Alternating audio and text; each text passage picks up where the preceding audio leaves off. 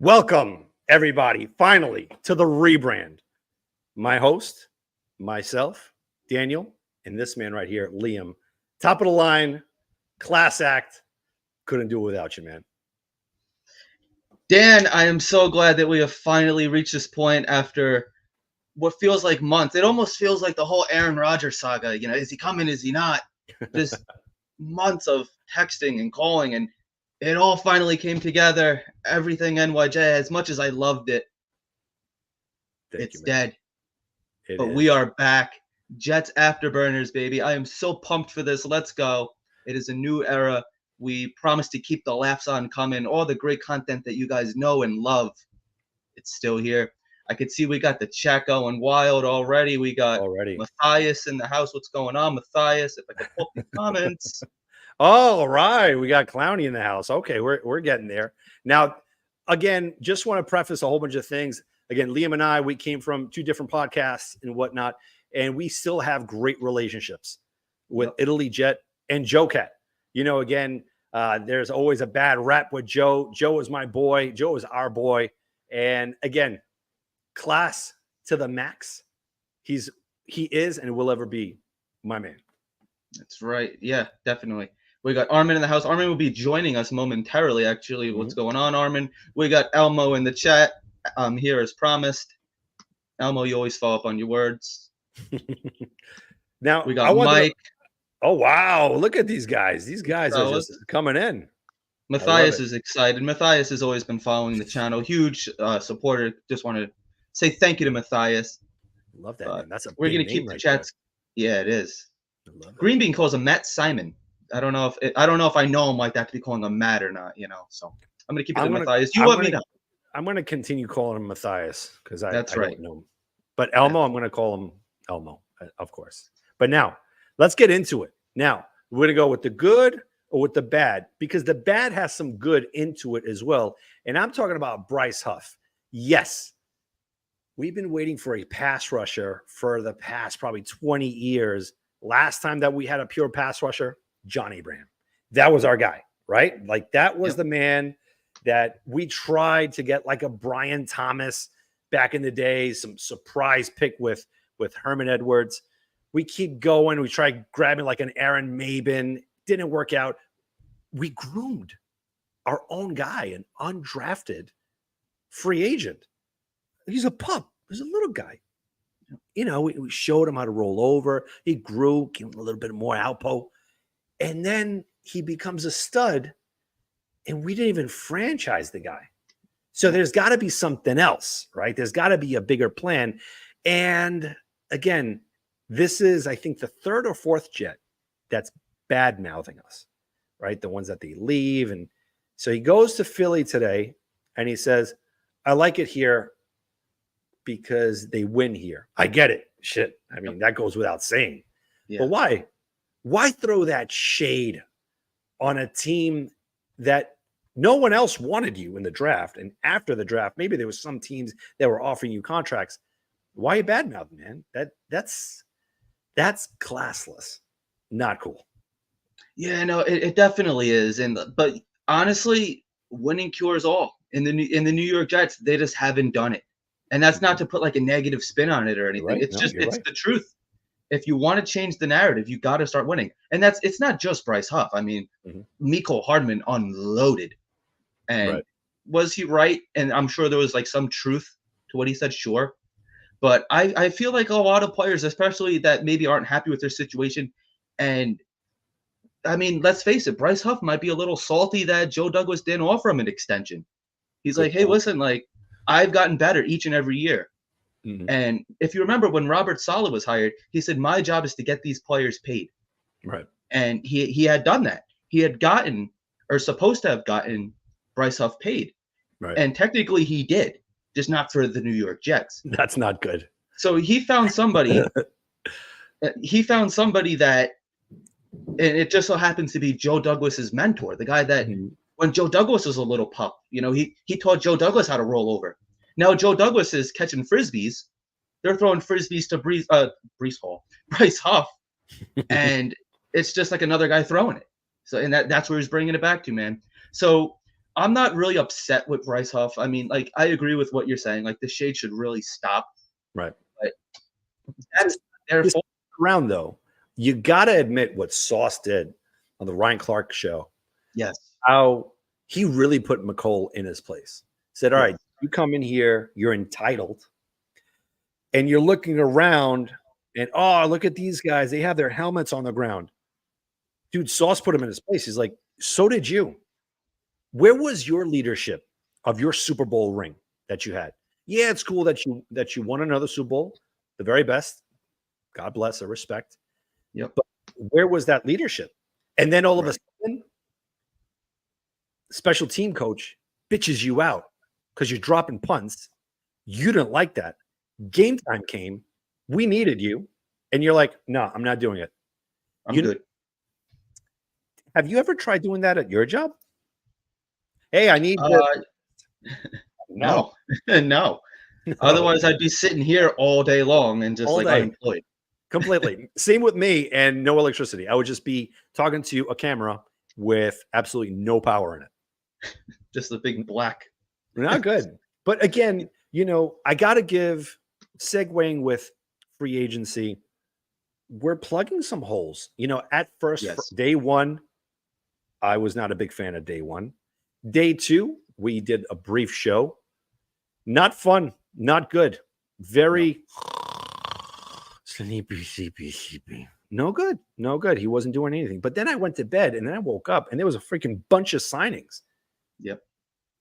I'm liking where this is going. All right, we got John Simpson, possibly related to OJ, but hopefully he plays very, very well for the Jets. I mean, this is good. This is something that we needed, right? At left guard, we let go of Laken Tomlinson, who was a complete bust. I mean, hopefully he goes somewhere else and regains that Pro Bowl kind of caliber form. But all right, now we got a young left guard. Then we traded for Morgan Moses. It's always the Jets way, right? Like you let go of someone, the next year you trade back for him. You know what? I'm giving Joe Douglas a pass on that because to me, I think Joe Douglas has something big under his sleeves. I'm going to get to that in just a second. Then we go get Javon Kinlaw from the Niners. Yep. Okay, we got a couple of defensive tackles that are leaving, 1-year deals, Jefferson and what's the other guy? There was one more guy. I can't put my finger on it, but he was pretty good. And then we get Leiki Fotu, which is fun to say. Aloha. Right? Tyrod Taylor, finally we get a backup. Granted, hopefully he never sees the field because, again, a lot of people do not call him Tyrod Taylor. They call him IR Taylor because he does not stay healthy. But again, Al Woods. Thanks, Armand. But again, we have a backup. So God forbid Aaron Rodgers goes down just for a little bit, maybe 2 games, max 3. Anything more than 3 games, the season is in peril. Yeah. Because again, our offensive line is going to be stout. The guy's building it. So we can't really get on him and say, oh, Douglas, man, come on, dude, do something. He's doing. All right. Here is a blockbuster trade that I'm thinking that the Jets are going to do. But before I get into that, what are your thoughts on the free agent acquisitions and the resignings? We got Zerline and we got Morstead coming back, who has to do something with the background of his picture taking because he still has some Saint stuff in there. Yeah. He's just very happy of his heritage, his past. ventures, and you can't knock him for that. Lot I'm of really money. happy. I really think that we possibly have the best duo in special teams in the NFL. Greg Zuerlein, I mean, every now and then, like, he scares me a little because he will miss like an extra point, but he'll nail like a 70-yard field goal. Fucking unbelievable. And it's just crazy that the punter of our team was like one of our MVPs last year. Right. How many times did he get that ball inside the 5-yard line? And you just got to hope that he could duplicate that success and just I'm excited for that. And then like Kinlaw, I have a good friend of mine who is actually a big 49ers fan, and he goes, he was a bust if you're looking at him as a first-round draft pick, Right. clearly. But he does have some big plays. He does have like those big splash plays, and he has familiarity with Saleh, so I think that's definitely going to help. Right. And it just might be. I mean, look how many defensive coordinators the Niners have gone through in the last couple of years. So it just might be like a situation where he can't stay in one type of system. Now, granted, the Niners system always seems to stay the same no matter who's calling it, but coaching definitely does have a big part to do with that. So I'm really excited about that. Tyrod Taylor, I'm already calling him the best Jets backup quarterback that we've possibly ever had, maybe outside of Ryan Fitzpatrick. Okay. And like you said, I mean, he could go in there, he could win you a couple games if he has to. Right. And that's all, just don't lose the game for us. Pretty much be what Zach Wilson wasn't. Just be like a step above Zach Wilson. We're not going to be complaining, man. I think you could walk backwards and still be a step ahead of Zach Wilson. Well, if you remember, Zach Wilson ran backwards and tripped and fell. He did. Yes, in Buffalo. That was very telling. And that's very Jets-like. And I'm very like, fitting, shit, that sucks. But with that being said, I'm going to throw something out there. Again, this might throw the chat into a complete disarray. And I get it. I understand. But let's start looking at the moves that's going on. Move number one started last year when you got Aaron Rodgers. When you got Aaron Rodgers, you have to understand you have a small window, a 1 to 3 year window, which is closer to 1 to 2 years. Because if the rumors are true, I don't know how true this is, that if RFK wins the presidential nominee, he becomes vice president, this and that. Who knows? I think it's all BS nonsense. Yeah. But if it is true, again, not to that extent, that means he's thinking realistically, this might be it. This might be a done deal. Yep. This is all in. Who else is all in? Joe Douglas, Robert Saleh. This could be the last year. So now you look at today, and when you look at a month ago, actually, you see a lot of restructures. The big one was today with CJ Mosley. Yes. Opens up a lot of cap space. And again, you have Mike Williams, Calvin Ridley that signed with other teams. These were big time targets for an all-in year. You're telling me for an all-in year, opposite of Garrett Wilson, we're okay with Alan Lazard, who's actually on the trade block. Then they pulled that story back. Like, oh, no, he's not. Yeah, you had to pull it back. Because nobody wants that contract anyway. There's no takers. Then all of a sudden today, Corey Davis wants to play football again. You want that guy back in? Let's say if he has a change of heart.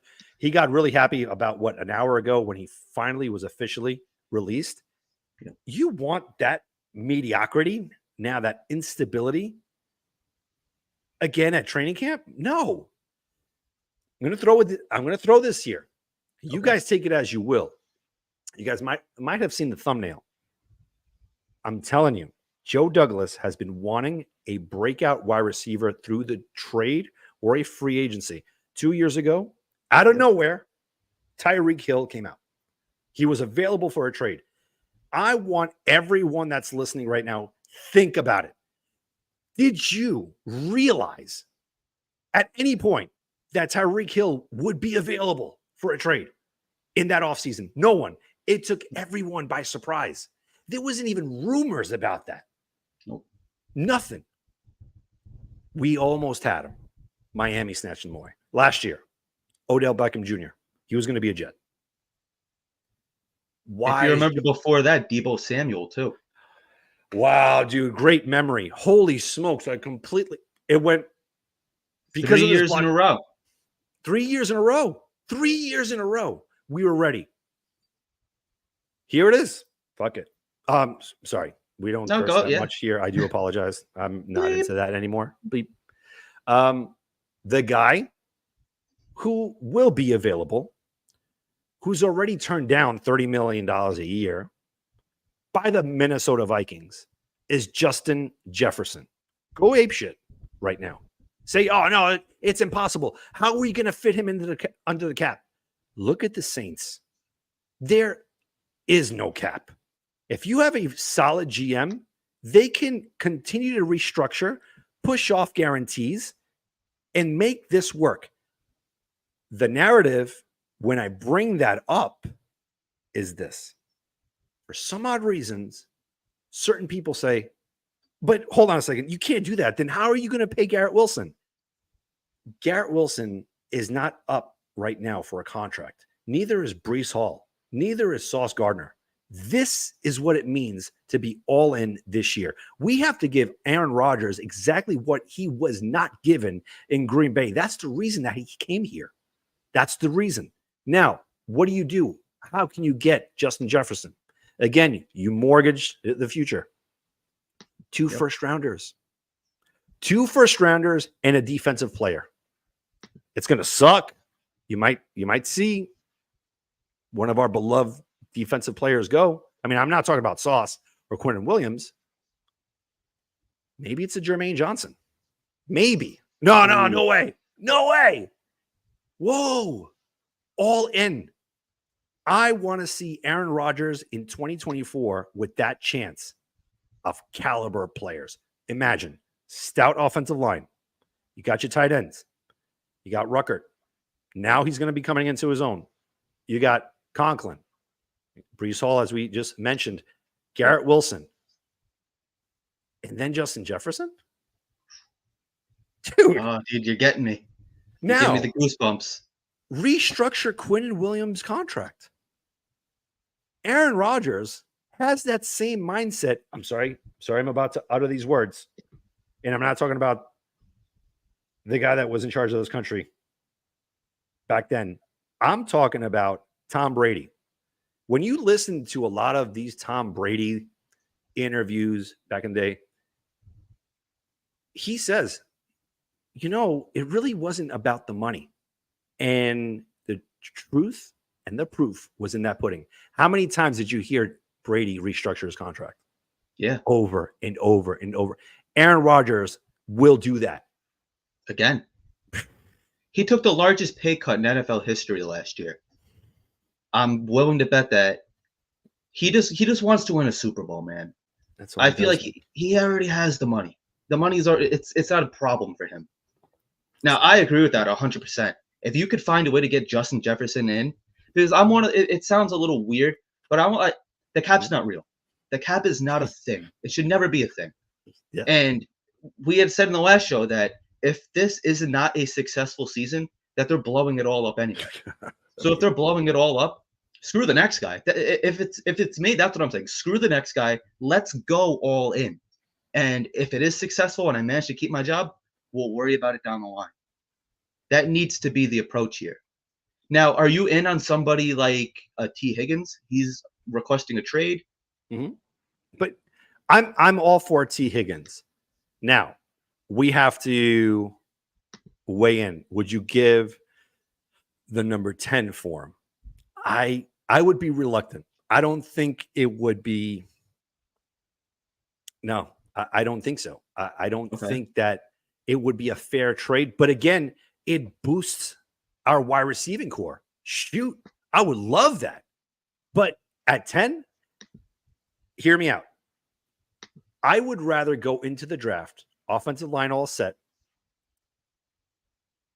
give Cincinnati both 4th rounders and next year's 2nd. Now you got T. Higgins. Yep. At 10, you get Brock Bowers. Is that lethal or not? Is that everything that Aaron Rodgers wanted in a birthday wish? Yeah. Heck yeah. Oh, you're giving up too much capital. Yeah. So How many more years of torture do you want? We finally have our franchise quarterback. Finally. If this is what it takes to win the Super Bowl right now, and I'm not going to compare the Los Angeles Rams. I'm not. When they won with Stafford, they did go to the Super Bowl. I'm comparing what the Buccaneers did when they got. I'm sorry. I'm going to say his name again. Tom Brady. Tampa Bay knew exactly. We got to fortify the offensive line. Got to get some weapons here. You want Gronk? No problem. You want that psycho Antonio Brown? Let's do it. Did it implode the following year? Yeah, it did. But who cares? They even almost won the Super Bowl that second year with Brady. Yeah. If it wasn't for the Rams. Yeah, they came close. And What Brady about- was definitely on the decline at that point, too. Why not us? Why? If that's the decline, oh my God. I would take that decline with Aaron Rodgers any day because he still brought him to the NFC divisional game. So I'm hyped with the possibilities. And I just feel that they're going to swing for the fences because they know that their jobs are on the line. This is no more trying to pick these small players up. That's done with. It's a done deal. Now it's all in. That's what it means. 2024, forget about 2025, 2026. How are we going to sign Garrett Wilson to a long-term deal? It's an afterthought. You cannot think that. That was all traded last year when we got Aaron Rodgers. We finally got a franchise quarterback, fellas. Finally. It took us, look, from Namath to Favre. I'm going to say it. Sorry, it's Favre. Favre was the last one. And then after that, it's this guy. But this guy wants to be here. You could see the pride that Aaron Rodgers has. You know what I mean? You could see it. And again, I don't want to get into the politics and what's going on with Aaron Rodgers. I'm glad that he tweeted what he tweeted today just to clear the air. You know, that I think that speaks volumes. Put it to bed. I hope they're all lies, and if it is, I hope CNN gets sued. And it's not political. Shoot, if Fox News would have did something like that, sue the hell out of them. That's defamation, man. You do not do that. And again, we knew this. Like, no one can say, nope, we didn't know that this is what we were getting with Aaron Rodgers. Aaron Rodgers had already a certain reputation in little old Titletown in Green Bay. Yep. Going to New York, everything is amplified. Everything. So this isn't new. You know, with the whole vice president, this and that. Maybe it was just a stupid rumor. Something small that's not, it's so fictional. Maybe he uttered it. New York, the media took off. Dude, he's on ayahuasca right now, too. So, I mean, Love that. He could have just been saying something with Poyer right now.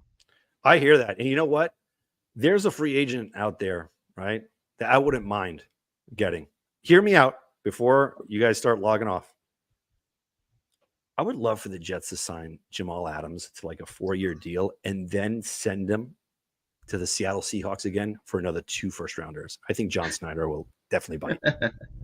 That'd be great. If they could do that, that'd be great. All right, I'm all. But if that's not a possibility, I'd stay as far away from him. Love. Yeah. So that was our little tidbit for the evening so far. We're going to bring on a very special guest now. Dan, you ready? Yes. So our format, again, is a little bit different. You know, we're going to have, guests on for like a good 5 to 10 minutes. Then we move on to the next. And we'll see how it is. I mean, we want as many Jet fans on here as possible. And there's one more thing that I'm sorry, I have to throw this out there. No Adams or Odell. Why not? Why not? Why not? If this season goes to crap, I wouldn't mind Odell. He's just going to expedite the inevitable. But if it's not and it's going great, you want Odell on your team. You want him because it's not like he's going to disrespect the quarterback. He's going to respect the hell out of Aaron Rodgers. That's why, again, Dalvin Cook came here. It sucks. Hindsight 2020. Oh, he sucked. If Aaron Rodgers had an offensive line, I think we would have saw a completely different Dalvin Cook. But that's just me. That's my opinion. Again, opinions are like assholes. Everybody's got one. So that's what it is. But with that being said, I'd give you the honors, man. All right, here we go. Bringing him on. Whoa. Hello, everybody. What's up, Dan? My ears. I love it. I love it when my ears are bleeding and I hear you. What's up, man? I guess we found, Look at that. It's been a while. Oh my God, we're wearing the same shirt. Where'd you get that? Well, we do a Secret Santa at my job in December, and so my coworker, got me this. Oh, I love it. Hi, Elmo. What's her name? Man. What's her name? No, the fire still hasn't been fixed. Oh man, Dan, you know what's cool? We have 3 people on too, and I pull up a comment that says AF. AF. Oh, yeah. That's pretty cool. That's awesome. What about RS? Oh, reverse split. Take it as you will. I'm a stock guy, and for those that don't know stock, and you hear reverse split, you're probably thinking of Exotica. That's where my mind went. Sorry, that's in October. That's another, my bad. My bad. That's another show. Oh my goodness. So all right, let's get into it, Armand. What you wanted to come in here and do a mock draft, but I think it was just a little bit too early, and I think we're going to do that. I think we're going to do that probably maybe in a month or so. We're going to ask Luca to come over, maybe get some other guys as well from other shows, and we're going to do that. We're going to do that whole motor thing and see who we're going to be selecting at 10, if we even have that pick. Like, I don't think we're going to have it, man. What do you think about that possible scenario that I brought up? You think Justin Jefferson is a possibility? I think if they're going to trade away 10, it's in a pick swap situation. So, like, as you saw my comment before, just a hypothetical trade scenario, it would be 10, 72, next year's first. I put DJ Reed in there instead of, like, you brought up Jermaine. I think if they re-signed Huff, possibility Jermaine isn't as a part of the package for Jefferson if they were to make that. But I think if you lose Huff, you can't lose Jermaine, because then there's no who's your edge rushers. Right. You go. I put Lazard in there just to put the contract in there. And I did look up Lazard's contract on Over the Cap to see what happens with it. And I have it with me. So if they were to designate him in a trade scenario for post June 1st, the Jets would have $2 million in dead money, but a $10 million cap savings. But that money would not be added till June 2nd. So you wouldn't have that money right now to go back into free agency. Whatever cap space they have now, whoever puts out whatever they have now since all the signings they've done, you have to remember there's about $9 million because they're at pick 10, $9 million for the entire draft that's on hold. So if you're not going to see a real significant move in free agency right now, you might see a depth signing, in right now, unless these guys that are still out there next month, right? And that are just dying to take any type of deal, even if it's incentive based. You bring up a good point, right? You bring up a good point. So I'm going to throw in all in good faith here, and hear me out. So if it is a post June 1 cut kind of scenario, right? All right. So you have that space in June. You trade for, again, take it as you will, T. Higgins, Justin Jefferson, playmakers. But maybe there are other players that you just can't fit yet until after June 1st. And you have contracts with them. You say, look, all in good faith, this is what you got on the table. We'll sign you post June 1st. You have our word. Again, that speaks volumes when you have connections. It is part of the business. Now, if you give them your word, June 1st comes about and someone else shakes free and you don't hold on to that word, forget it. If we thought that bad mouthing the Jets was bad with players that were on the team. Forget it what they would do if they don't complete the full deal. If you guys know what I'm saying. Or if I confuse the shit out of everybody. Thank you, Elmo, for that update. 11 million in cap. So take away 9 million. They only have about 2 million to spend in free agency right now. So maybe there is another restructure. I'm sure there's gonna be a lot more. You know how Joe Douglas is. I think if there was another restructure to happen right now, it might be Quincy more than Quinnen. Why? Yeah, no. Elaborate. That's an interesting point. Go for it. You might get more money out of you get a more savings out of Quincy's contract than Quinnen's based because he just got that contract last year. I think 96 mil. I think it was only 66 guaranteed though. With Quinnen's. Depends on who we're getting via trade, right? Like if it's sorry, man, I keep saying Justin Jefferson. It's going to happen. I'm throwing it out there. It's going to materialize. We're going to have him. Number 18. If he comes aboard, I think both of them will begin to restructure. They're brothers, right? They're like, all right, you know what? This is it. We do not want to go through what we had last year. No way. Even Woody Johnson, this is what pissed me off so much at the combine, with the owners meeting.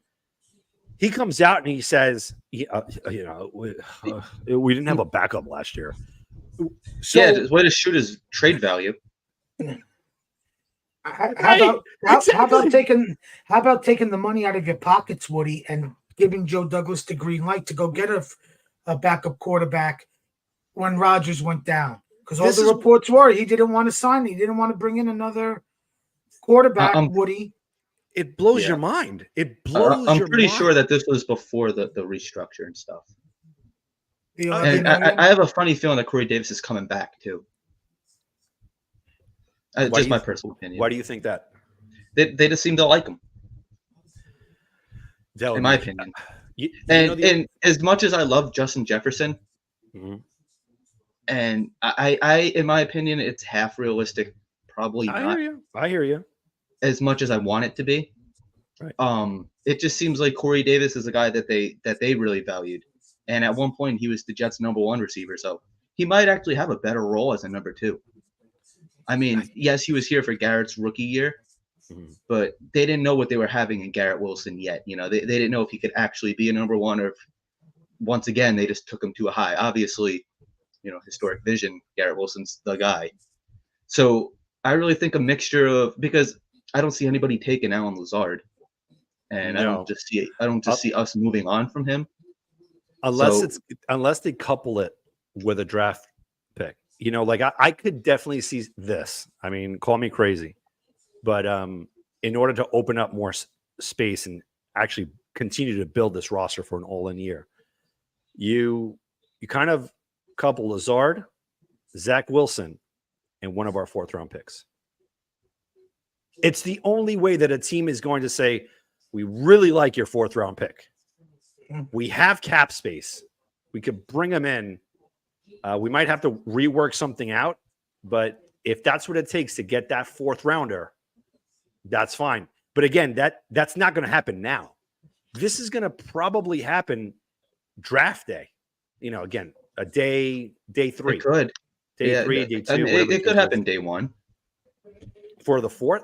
I don't think it would happen day 1 for the 4th. There has to be a team that is really coveting a certain player in round 4 to say, you know what, that's what I want. I mean, again, you have certain quarterbacks that might be dropping, right? Rattler or Bo Nix, who actually I like a lot. I like Bo Nix. I'm sorry. It's one of those where I think we were having a discussion, Armand, off air, where the guy that maybe Belichick would have drafted, you proposed to it. I said if Belichick was still with the Patriots, I think if he didn't trade out of 3, the total Patriot quarterback he would take is J.J. McCarthy at 3 and shock him. Yeah. You know what's crazy about that, what you bring up? That would be a Belichick move. Because if you think about it, Belichick didn't really draft Tom Brady. It was more Pioli It was more the scouts late in the, what was it, the 6th round, right? Sixth round pick 199. Now, again, I'm sorry. I'm not discrediting Belichick, but Belichick had a great ride as well, even before the Pats.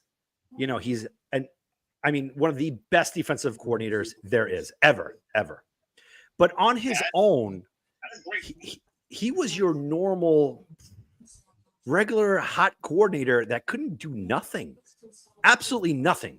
Cleveland, one good year. Then they moved to Baltimore. Out.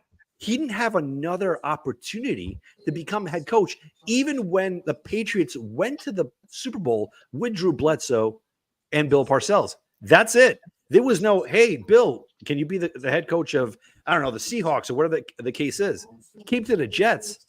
He screwed the Jets, and this is what sucks the most.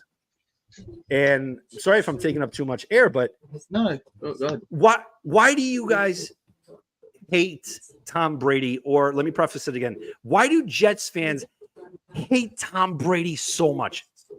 Give me like a 3-word answer or whatever the case is, and I'm going to tell you the truth. He's dominated for us for years, and it's just the rivalry. They dominated the division. They really hated us. And I have a story. It's not about Brady, but it's about the Patriots-Jets rivalry. Mm-hmm. So yesterday morning before I left, I had Good Morning Football on, and the McCourty brother, the one that's on the show now, I think it's Jason, the bald one. Yes, they're both. He was. They're both the twin. One of the twins who's on the show regularly brought up when he was with the Patriots and when it would be Jets Patriot Week in the Patriot practice facility locker room area, and you know they would say Patriots versus instead of just saying the Jets, it would say Patriots versus MF Jets. Right. That's how much Bill, I'll even say Brady despised us. Mm-hmm. They all despise us. Right. And I'm just like, oh my God. And I wrote it down in my notepad. Yeah, it's his fault. Yeah, it's Mo Lewis's fault, Melvin. You're 100% correct. Well, I'm going to throw this in there. I'm honestly the real reason I think why the Jets fans, including myself, can't stand Brady. I respect the hell out of Brady. Everything, the work ethic, everything that he did, I respect the hell out of. Yes. The reason why I can't stand him is the same reason, and I'm going to say it, I'm a Knicks fan, why Knicks fans hate LeBron James. All those 6 Super Bowls, those 9 appearances in the Super Bowl, we hate him because he could have been a Jet.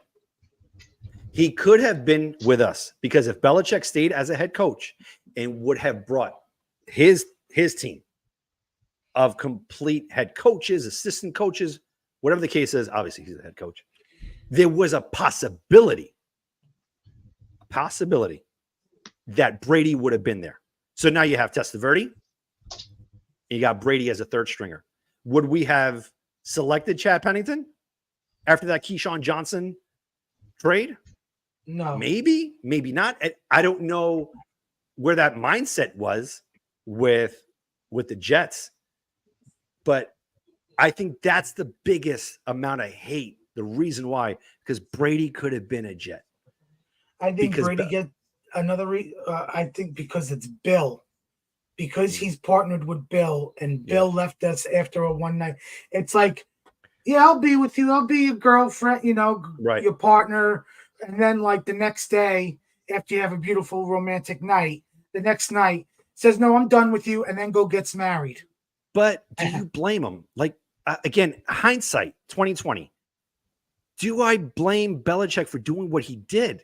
Now that we know what kind of owner Woody Johnson has been, we didn't know that back then. We had no idea. We had no idea. He just became. Yeah, we're like, that's what I want to get to. Right. He wants to bring the Jets to the yards over here in New York. Beautiful. And then all of a sudden he gets shot down.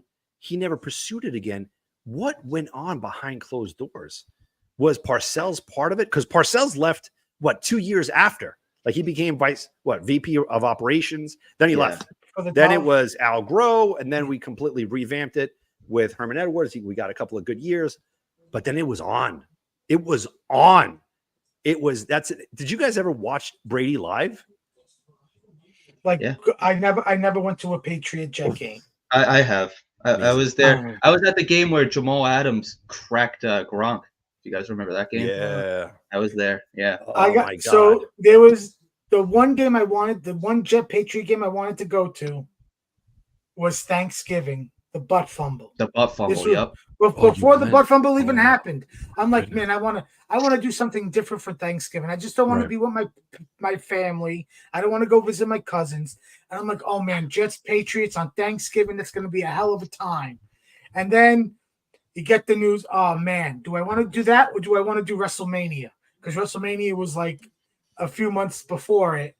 But it was either spend the money. Where am I going to spend my money? Where I'm going to get my money's worth?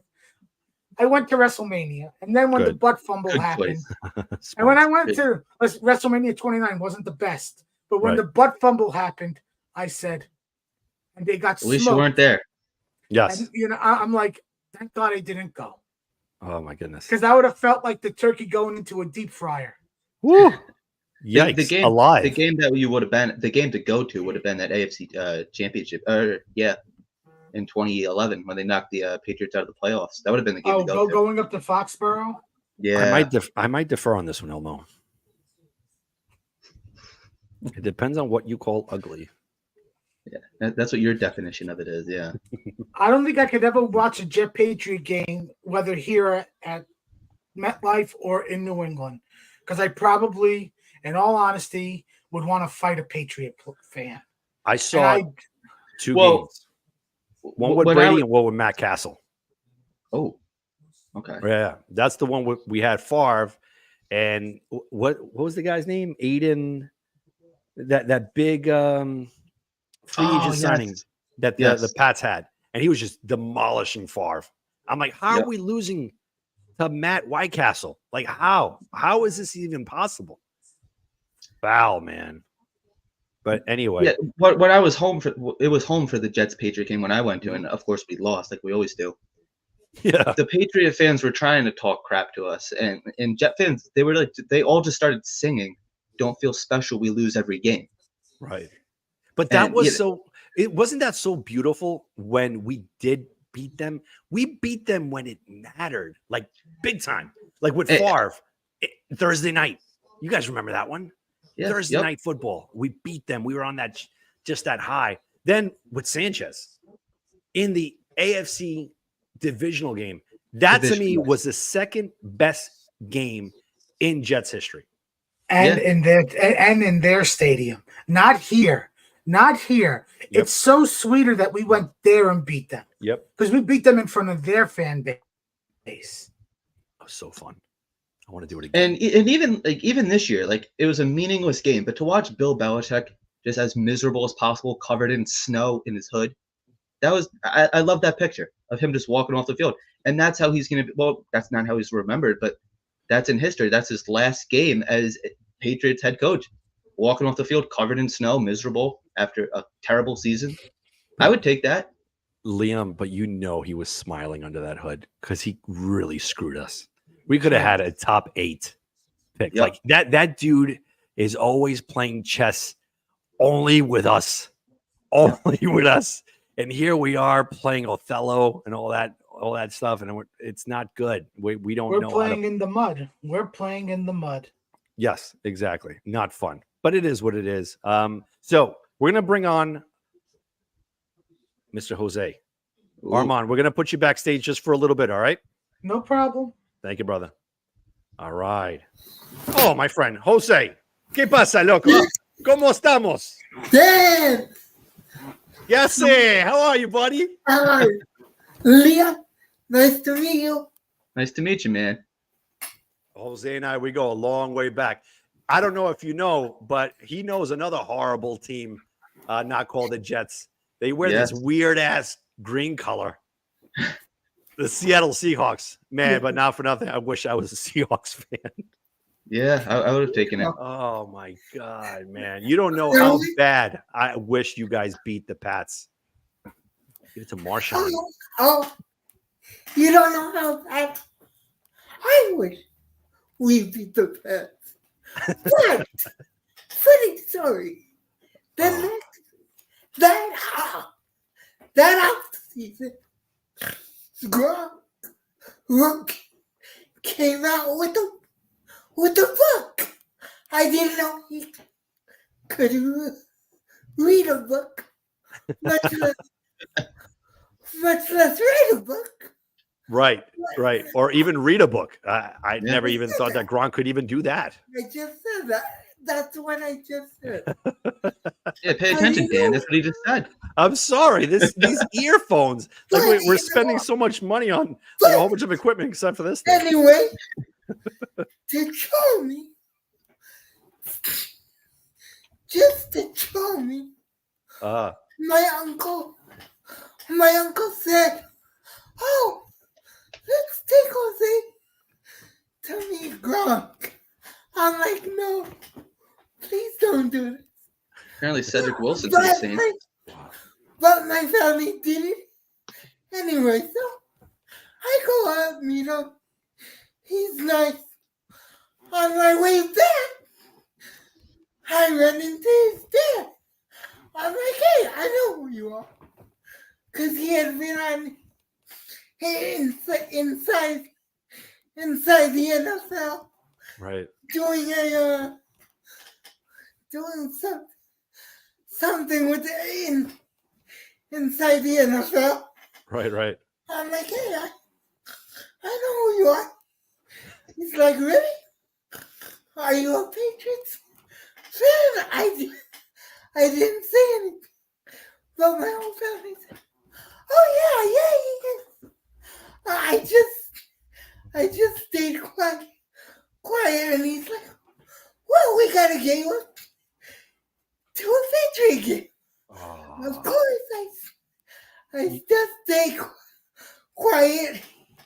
Him and my family exchange information, and I end up going to a Patriots Jets game in Foxborough. Which game was that? Did the Jets win? Of course not. Yeah. I thought you were giving me hope. I thought you're like, of course. And you're like, no. What is wrong with you, Dan? Of course not. They lost.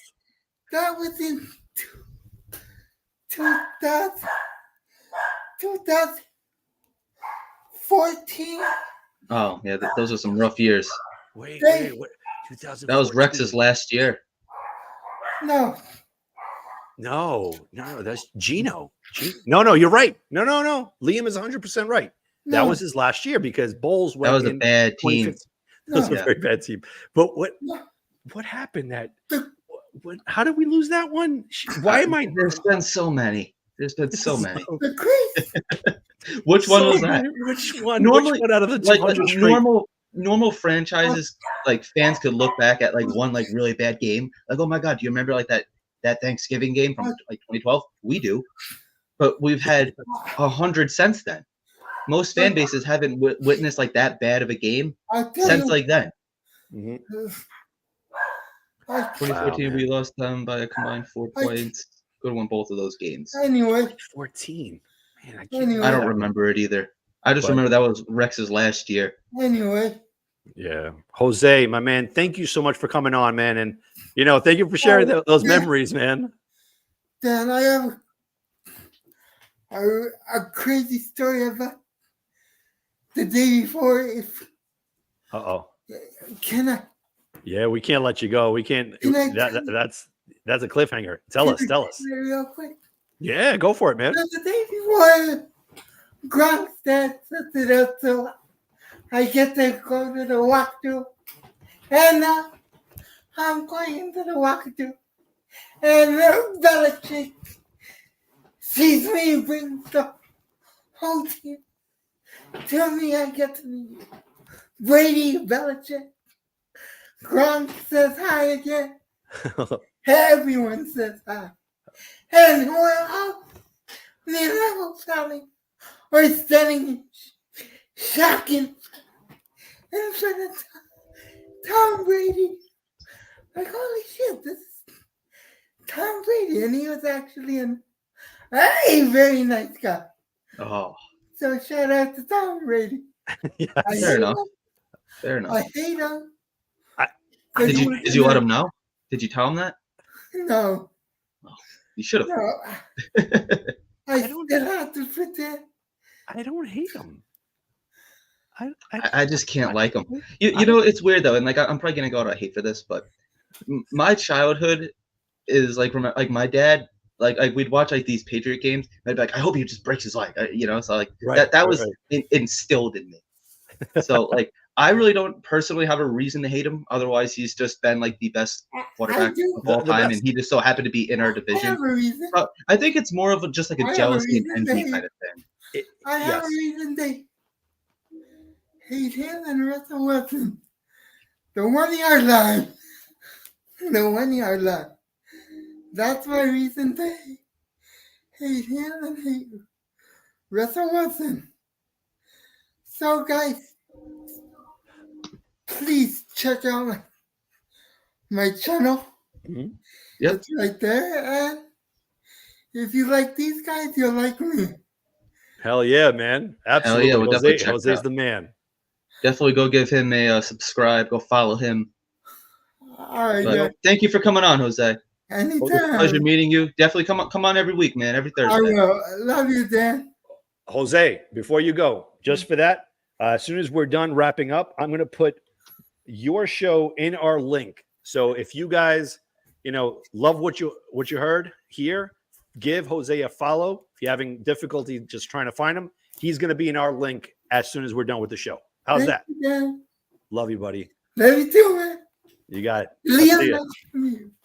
Nice to meet you too, man. Be safe, brother. All right. All right. So, hey, He's back. he's back. He's come back. There he goes. All right. So All right. now, voice, I'm going to steal it from Tyson. The voice of reason. It has been a very long time. And the wait is over. This is the cap guru, all right, that we're going to have. Armand, welcome to the show, buddy. Afram. At least my I'm mic sorry. isn't blowing out your eardrums. So. Hello, Hi, Armin. Afram. Sorry, How are you, I was kiddo? looking at him. I couldn't stop looking at his like glossy Yes. eyes. I was just seeing his hair one. Welcome, Armand. Yeah. Sorry, Afram. No, but What's going on? Congratulations on your new show. Thank you. Thank you. I wish you much success.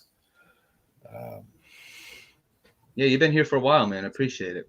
No worries. I'll support all you guys. No, Oh, you're the best. Afram, this is not a Sunday for us. What's that? It's not a Sunday for us. No. Usually you and me are on with Luca and them on their Yeah. viewers call-in show. They're on once a month, though. Yes, it's usually the last Sunday of the month, but due to it being Easter, the last Sunday this month, they're going to change the date. As soon as I find out from them, I will definitely let you all know the date. And maybe you guys can come on. You're more than welcome to. I love it. Alex, Definitely. Luca, and John would very much appreciate it. Big Blue in the Yeah. Bronx. They're the Blue best. Bronx. They're great. So Afram, I haven't heard from you in a while. Like, what are your thoughts on everything going on with free agency right now?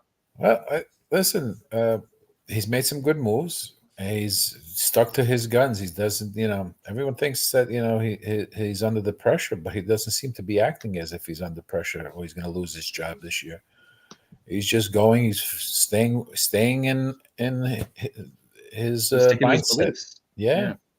Now, that was a good move with Moses. And like a lot of people have said, the problem they lost Moses because he was supposed to be a starter on the left side, but they would still want to push Becton. He was younger, first round pick, and so he didn't stay. But listen, I heard it was more. I understand he's happy to be back. Yeah, he's very I happy. heard it to was be more back. for money, like $2 or $3 million, and because I saw Yes. Connor Rod Hughes. that he wanted $2 to $3 million more than what the Jets offered, and Joe D let him go for that, and supposedly regrets that ever since. It wasn't so much about left tackle, right tackle, because Moses played right tackle in Baltimore. Sometimes you got to learn from your mistakes. I think Becton sealed his fate last year. Oh yeah. When he had that report, I forgot what it was. I don't know if it was with The Athletic or whatnot, where he completely threw the Jets under the bus of how they handled his injuries. Again, the Jets have that MO, unfortunately. Kalichi Osemele, Quincy Enunwa. We know that they suck in that they're doing something wrong there. And Cameron hopefully Clark. Yep, another one, exactly. But you say that after your employer lets you go and you have already a solidified, position somewhere else. But he had, excuse my language, he had the Jets by the balls, because that's it. We really didn't have any other option but to keep Becton. So he said what he said, and I think that was it. It was a done deal at that point. And if Becton continues to be healthy, how he was last year, hopefully he learns from his mistakes and whatnot. I think he'll be a serviceable tackle. I don't think he'll ever be a franchise tackle. I think he'll be good. But now let's segue back here. So now we have left guard, we got Simpson, Tippmann at center, right guard AVT. We still have holes on the tackles. Is that correct? Or Morgan Moses will be Morgan Moses, obviously, probably right tackle. I would imagine. Yes, he's going to be right tackle. You got the two backups in Max Mitchell and Carter Warren. Can't go. Think they're going to battle Schweitzer too. Schweitzer. Schweitzer's a Swiss Army knife. He could play guard and tackle. Right. So and center, I mean, think, and center. Well, we also I brought Jake Hansen. Yeah. Jake Hansen, another interior guy that's probably center and guard. Well, I wonder if there's a world where they put because they have the guards. So that, I was going to say maybe you kick Tippmann to guard because he played well at guard, but I don't know if you want McGovern starting. I mean, he has the experience, but that still doesn't really solve the problem. Yeah, I want Tippmann at center to get the. I do too. He played all those reps last year. Thank God. Thank God they kept him at center even without Rodgers because we'd be going into this offseason. Can we trust Tippmann under center with Rodgers with no reps? If I can get McGovern on the cheap, go ahead, Afro. Right? If I can get McGovern on the cheap, he can back up Tippmann, which would be great because I'm pretty sure that's the plan. Yeah. I really wanted. He took a veteran minimum deal last year, so he's not going to cost you much. I would keep him. I mean, you need all the depth you can. Well, I really wanted freaking Cushenberry or Biadash. Do you see a situation where we do get like a Bakhtiari or like a Smith or something like that? That's probably the way it's going to go. And then I still feel like at 10, it's going to have to be the most likely. I would prefer Tyron. Now they're both in the same boat. Both old, always hurt. It's just the difference is where the injuries are. Bakhtiari's is the knee and the leg, and Tyron is the back. Now, both suck for an offensive lineman, but the leg is where it really sucks. Yeah. Well, Tyron had a good season until he got hurt. He was really, when he's in there, he's like the top guy in this league. I only think played like one game, right? Yeah. Yeah. Now, and then is all this cap space for maybe picking up Tyron for a couple of years and paying him what he wants? Because no one signed him. I wouldn't do it a couple of years. I would do like a 2-year deal at most. Yeah, a couple of years, 2 years. I wouldn't break the bank for him though. I'm sorry, but if you're not breaking the bank, but they could be off a couple of million here and there. Yeah, but maybe even more incentive based. Yeah, that's what I would like do. Those deals. But again, why not go for? I get it. What I'm about to say, but Fashanu or Fuaga at 10. You can still. Yeah, I still think you go for one of those young guys at left tackle with Tyron and Bakhtiari. No, you can't sit behind. I'm sorry, I have to intervene. No. You're not getting Fashanu or Fuaga to sit behind a left tackle. No, you're drafting them to start. This again, I have to preface this once again, all in year for the developmental process that other teams have. It's down the drain. We're going to have other players in there as, part of the roster and whatnot. We're not developing anybody. Whoever we draft, they're starting.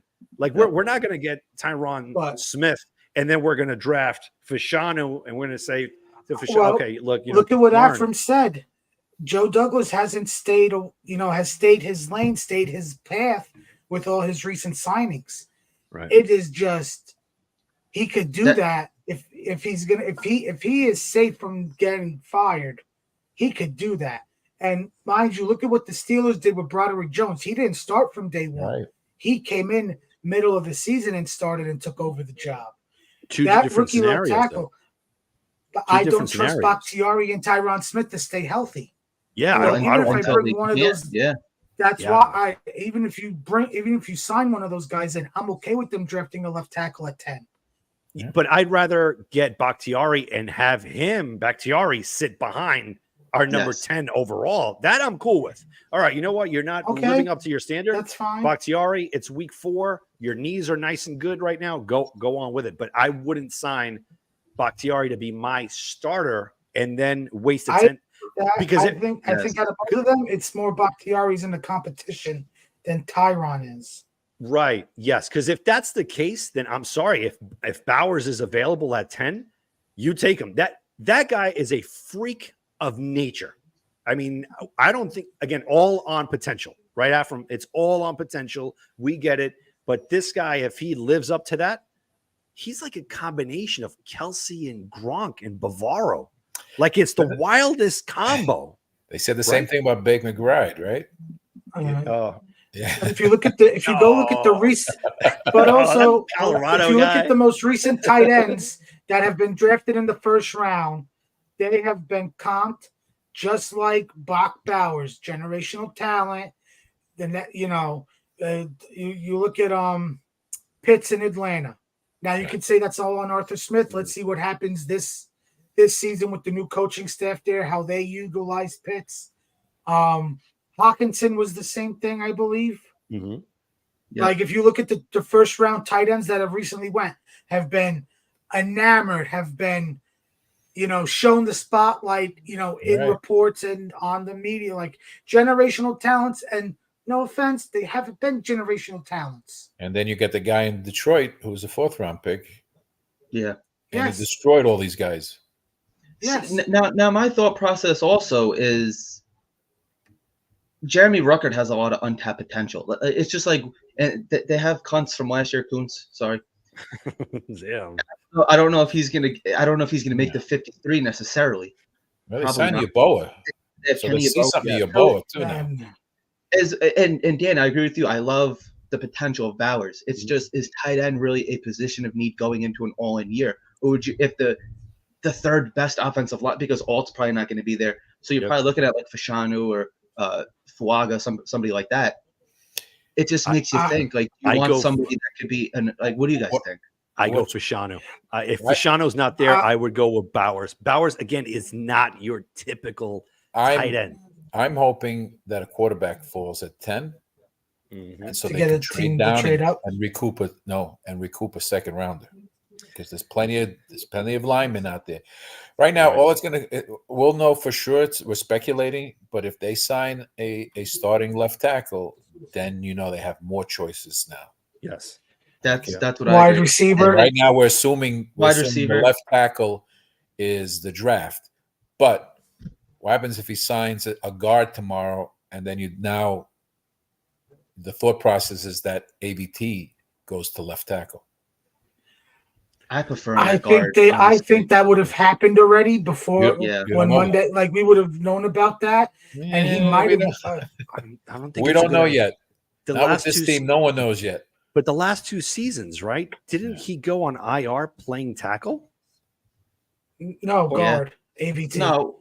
In tackle. Denver, he was the guard. He tore his pec the first season. Yeah, as a guard, he tore his pec. As a guard, I thought he was a tackle against the Broncos. That was last year. Both injuries were against the Broncos. Oh, okay. The first one was when Hall ran for that touchdown. Wow. That's when he got his pec torn. I hate playing in Denver. I can't stand season. Dude, so many bad memories. And I know Afram is going to remember this. And we're not talking about the 98 AFC Championship game. I remember my favorite quarterback of all time. Browning Nagel throws an out to Altoon. and he gets popped, and that's it. Tune is gone. He had to retire because of concussion. Fast forward. He was getting concussions before that because oh my god, he was getting a lot of lob passes from Kenny. Yeah. And so and that was a time when they don't have the calls that they can get now. Right. Look at Wayne Corbett in Giant Stadium.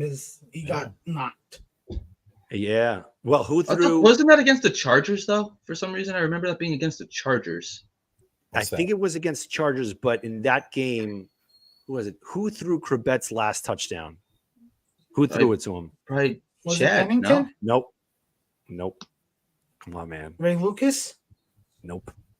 Glenn Foley? Nope. Number 5. Sanchez?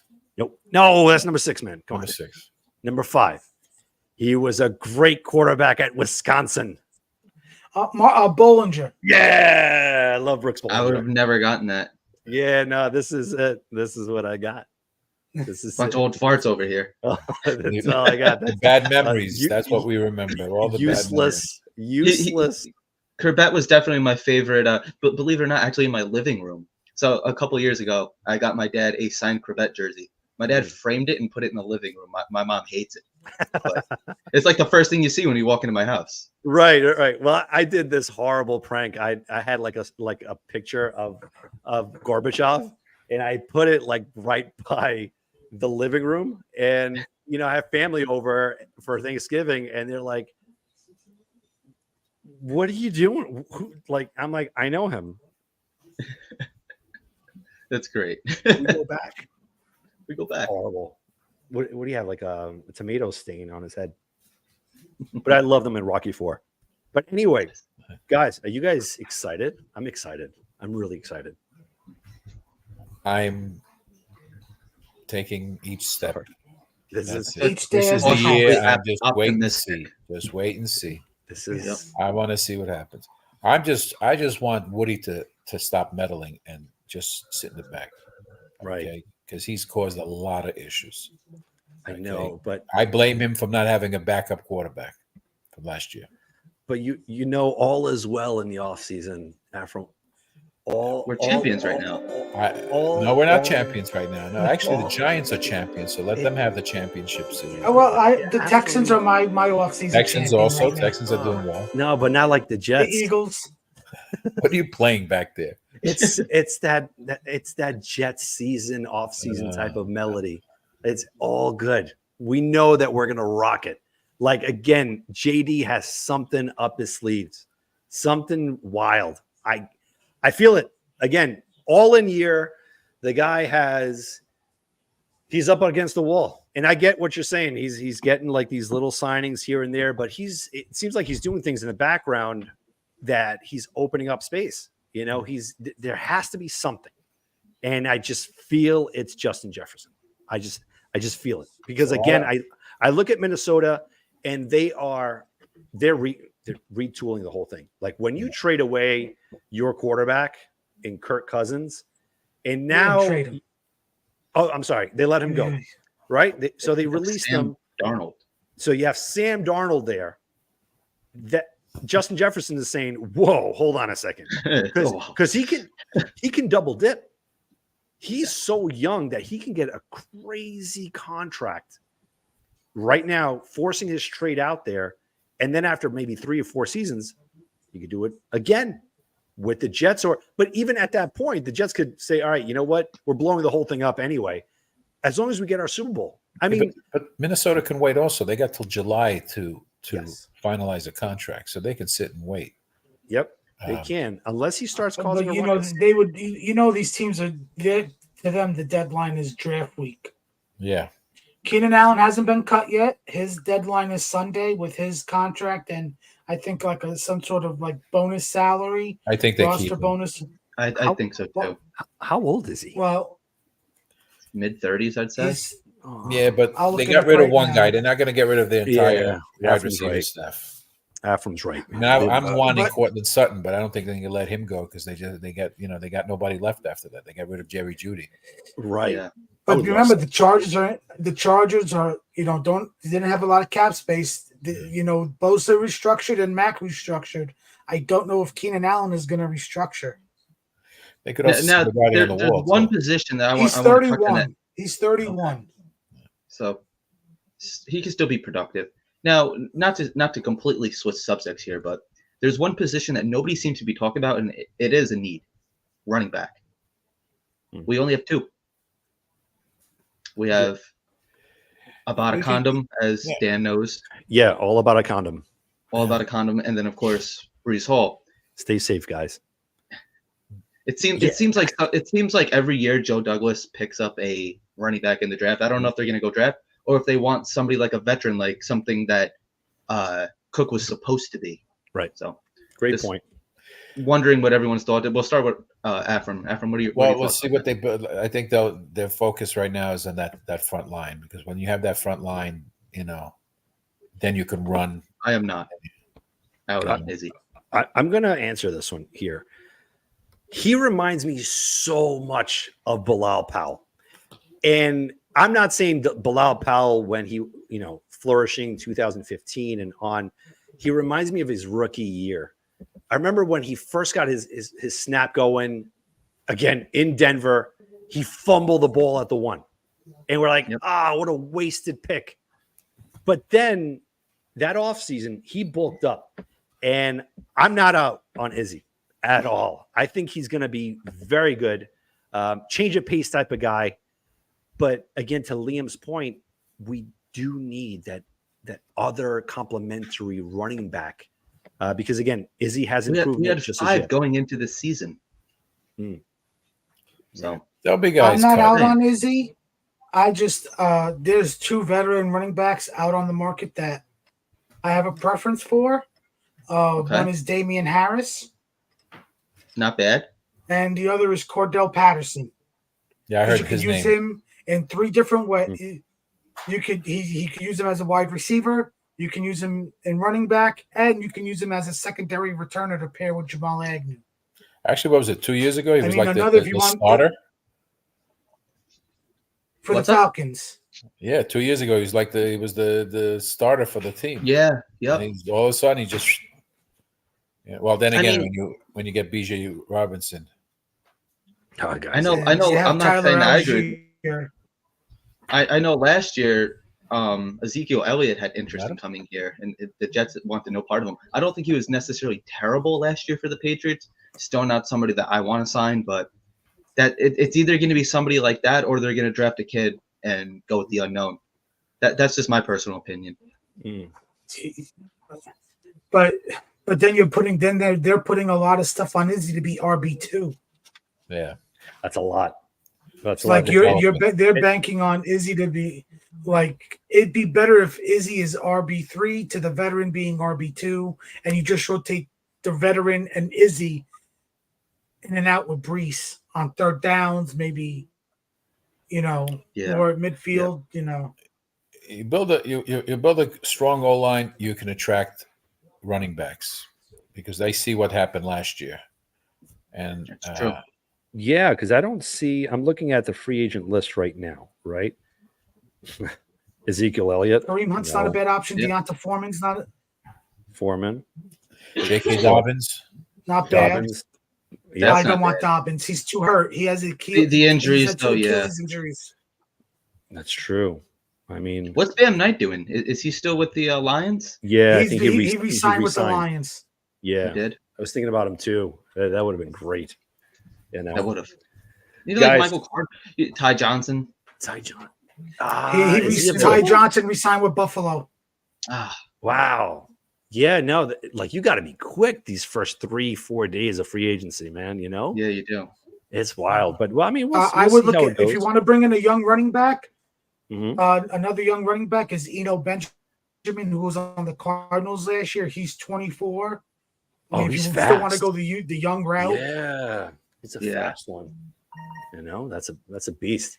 So, but if you're looking at a vet running back, you're looking at Deontay Foreman, Cordell Patterson, Kareem Hunt. That's a great option. What do you think? Still available? Who, Afram? Is he still with Cleveland? No, Kareem Hunt's a free agent. You also got Jerick McKinnon, who was a receiving back out of the backfield, who was on the Chiefs, he's a free agent. Well, guys, I'm going to do Boston Scott. Here. Give me 1 second. Ephraim's dog's at it again. Ephraim. So, hold on 1 second. How are the dogs doing, Ephraim? He's doing all right. Just a pest today, like every other day. Aw. Riley, go. Yeah. Go back. All right. So, hold on 1 second. I just want to share this here. Let's see if I can get this going. That'll be great. Let me see. Oh, man. I don't know why I can't share this. What is it? Sucks. Okay, got it. No. It's we're definitely changing gears here before we log off. I'm gonna mute everybody just for a second. I think this is super important. Yes. Here. So let me. It was up here. So is everybody there? Yep. I'm here. All right. Just gonna mute everybody for a second. So you guys can hear me, right? Yes. All right. So just want to put this out there as well. This is a good friend of ours, Tyson. And, he does a charity work. This is amazing. This is for mental health awareness. He's doing a challenge again on March 22nd to the 24th. It's way harder than the David Goggins challenge. Just to put things in perspective, the great David Goggins does the 4 miles by every 4 hours for 48 hours. Now, Tyson is doing it 5 miles for every 4 hours, 60 miles. And he's doing it for an amazing cause. One of the causes here is, again, for our veterans. A lot of us, we go on through our regular lives, and so many times we don't even think about them and what they go through. And it's hurtful, when you have a very good friend, which I had, that unfortunately last week, I don't got my good friend anymore. He was suffering from PTSD. And it doesn't only happen in war. It also happens during childhood, certain things that you just can't shake off. And I'm proud to call Tyson my friend for doing this for so many years. And if we're going to place the link in the description just to donate, it's going to a great cause. These people need your help. It's something that we have to be empathetic to one another. We don't know what people are going through. The people we encounter, we have no idea. It's okay to say hello in the morning. We have to show some sort of kindness and appreciation to everyone, especially soldiers. They go out and their world is completely different. So when they come back, this is part of it, giving to this charity. And it's big.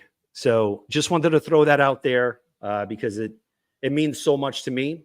And for someone like Tyson, he's above all, man. Yo, Tyson, great job on what you do. Yeah, definitely. And we're going to try to get him on in the next couple of weeks to really share his experience with this challenge and everything. If you guys can support, like Dan just said, definitely go ahead and do so because it is a great cause. Whatever you guys can spare.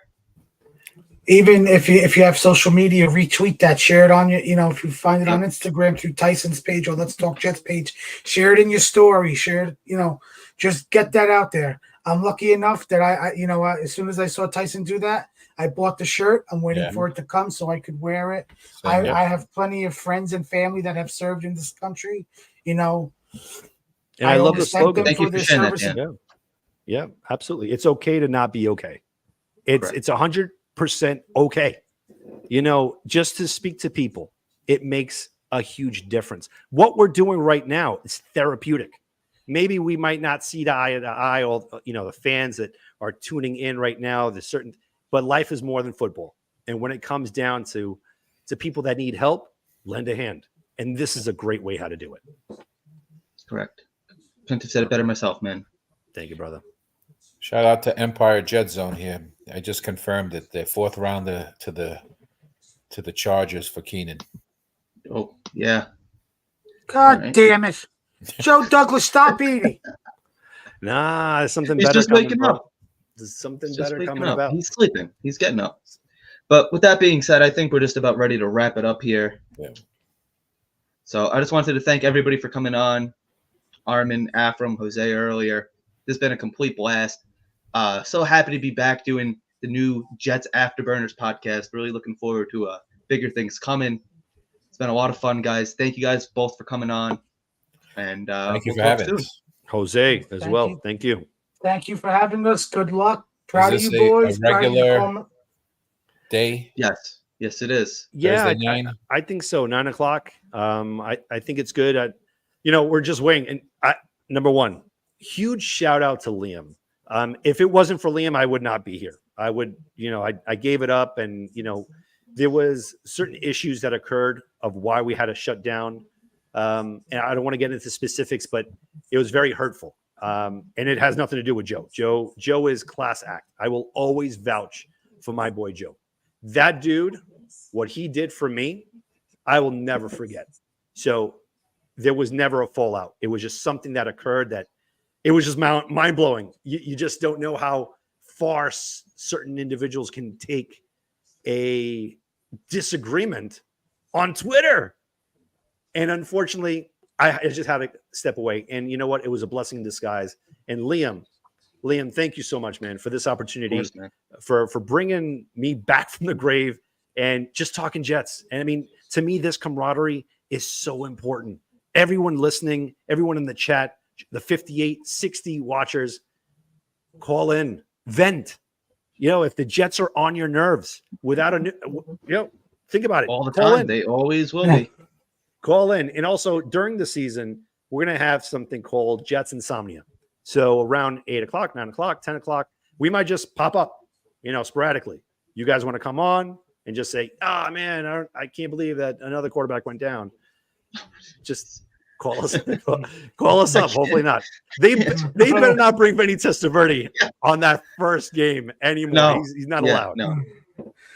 I But wanna thank Dan, Liam. I'm really, I'm really happy to be doing this with you, man. I'm glad that you're back. I'm glad I was able to convince you to come back. I know it was hard at first. I know you were but I think we got a good thing going. I think that we're keeping that at a good balance here. Mhm. We're never going to try to personally offend anybody or take personal jab. We could disagree. It's okay.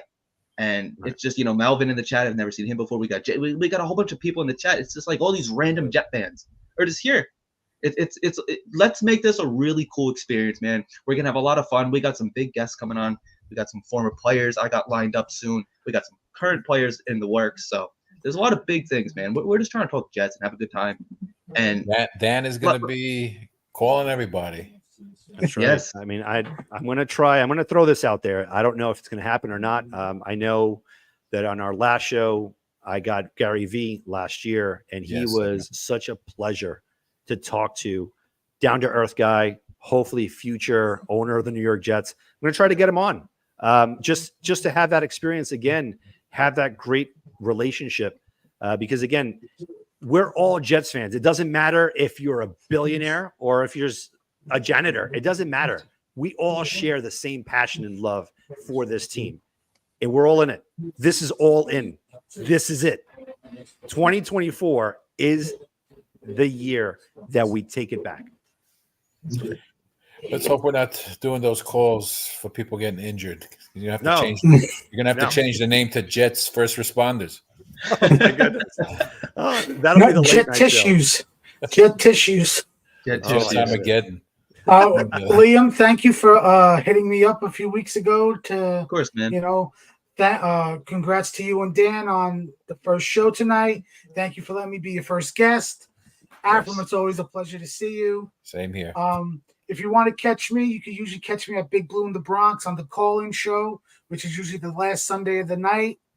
As soon as I find out, as soon as the guys tell me, I will definitely let everybody know, put it out there. I will tell you, Liam, Dan, Afram, you. I always talk to you, but you guys are more than welcome to come on that show. Yeah, hopefully they keep adding. Let's see what the cap space is after if they do anything else. Yeah, let's do it. Yeah, definitely, man. And you guys are always welcome on. Of course, we're going to be sharing the link every week. So, well, I got feel the free to hop on alerts. whenever. I get the alerts, so which Cool. is good. Appreciate that. Hopefully, Elmo gets on finally. That'd be something. If Elmo would come on as a guest, first time ever, that'd be crazy. I don't plan on that ever happening. If Elmo comes on, I will fix my fire hazard. Ooh. Yeah, like for the viewers, if you just step a little bit to your left, and they'll know what we're talking about. Well, I got a lot of electronics. Oh, okay.